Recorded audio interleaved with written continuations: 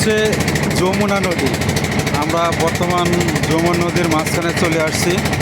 এটা গাইবান্ধা বালাসী ঘাট থেকে নৌকারে ছেড়ে চলে আসতেছে। এখন আমরা জামালপুর বাহাদুরবাদ ঘাটে পৌঁছব। তবে নৌকাটা এখান থেকে একটাই ছাড়ছে, প্রায় আপনার 4টা বাজবে বালাসী ঘাট যাইতে। নৌকার মধ্যে প্রায় 100 লোক বেশি আছে, ঠিক আছে। নৌকাটা অনেক বড় নৌকা, এটা প্রতিদিনে যাওয়া আসা করে এই নৌকাগুলা। তো আমরা ঈদের সময় যাইতেছি, এই জন্যেই আপনার লোক সংখ্যা বেশি এখন। তবে এত লোক পায় না, তবে আপনার ঈদের সময় দেখে এত লোক পাইছে তারা।